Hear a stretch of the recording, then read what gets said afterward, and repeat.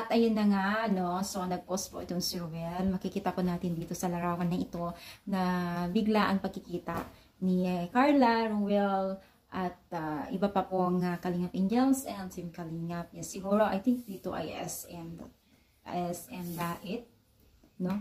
So, makikita po natin dito na masaya po sila na nagkikita-kita si Rachel at si Carla. So, napapansin ko talaga, di naman ako basher ng ano, pero as napapansin ko lang, sabihin ko, ang ganda talaga ni Carla sa lahat po ng Kalingap Angels, na parang ako na-attractive kay Carla.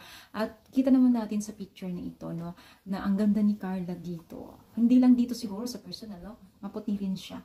At napaka-attractive po niya, no? So, kung mapapansin natin, kahit anong anggulo kasi kay Carla ay maganda siya, no?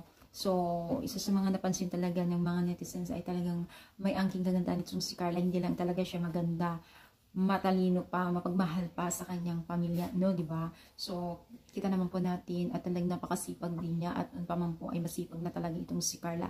At yan po ang unang napapansin at napansin po ng mga netizens na kahit may ganar, may ganda, hindi siya nahihiya na magbenta at magdiskarte kung ano-ano para lamang po sa kanyang pamilya. At talaga napapasaludo talaga tayo kay Carla kung paano siya tumiskarte at napakaganda pa niyang bata. Yes, mga mima, at gagawin niya lahat para lamang sa kanyang pamilya. Yes, mga mima, kaya maraming nagmamahal talaga sa kanya. So, saan tayo doon?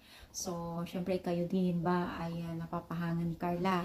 No? So, syempre, support natin ang Team Kalingap para mas marami pa po silang pwedeng matulungan. Kagaya ni Carla, si Kalingap Rob, Kuya Bal, at Edna, Jackie, at iba pa po Kalingap na nagcha-charity. So, ano masasabi niyo? Comment down dito sa baba at palike po ang ating video. Thank you so much. More power and God bless po guys.